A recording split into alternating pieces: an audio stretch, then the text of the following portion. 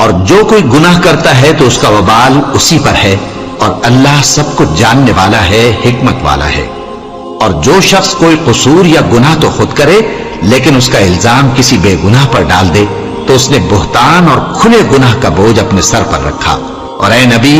اگر تم پر اللہ کا فضل اور اس کی مہربانی نہ ہوتی تو ان میں سے ایک جماعت تم کو بہکانے کا قصد کر ہی چکی تھی، اور یہ اپنے سوا کسی کو بہکا نہیں سکتے اور نہ تمہارا کچھ بگاڑ سکتے ہیں۔ اور اللہ نے تم پر کتاب اور حکمت نازل فرمائی ہے اور تمہیں وہ باتیں سکھائی ہیں جو تم نہیں جانتے تھے،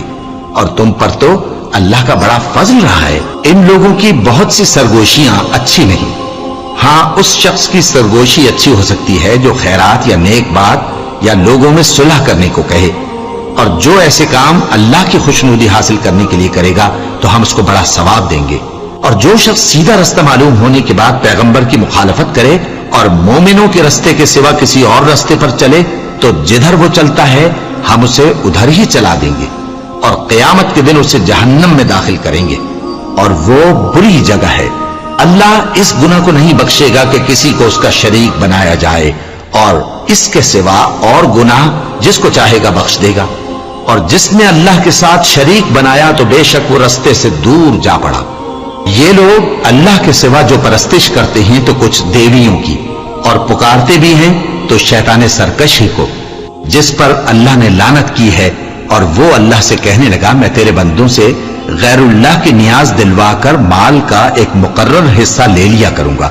اور ان کو گمراہ کرتا اور انہیں امیدیں دلاتا رہوں گا، اور یہ سکھاتا رہوں گا کہ جانوروں کے کان چیرتے رہیں، اور انہیں سمجھاتا رہوں گا تو وہ اللہ کی بنائی ہوئی صورتوں کو بگاڑتے رہیں گے۔ اور جس شخص نے اللہ کو چھوڑ کر شیطان کو دوست بنایا وہ صاف صاف گھاٹے میں رہا۔ وہ ان کو وعدے دیتا ہے اور امیدیں دلاتا ہے، اور جو کچھ شیطان انہیں وعدے دیتا ہے وہ دھوکہ ہی دھوکہ ہے۔ ایسے لوگوں کا ٹھکانہ جہنم ہے، اور وہ وہاں سے کوئی راہ فرار نہیں پا سکیں گے۔ مسلمانوں، نجات نہ تو تمہاری آرزوؤں پر ہے اور نہ اہل کتاب کی آرزوؤں پر۔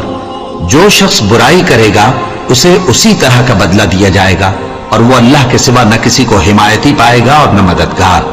اور جو نیک کام کرے گا مرد ہو یا عورت جبکہ وہ صاحب ایمان بھی ہو تو ایسے لوگ بہشت میں داخل ہوں گے، اور ان کی تل برابر بھی حق تلفی نہ کی جائے گی۔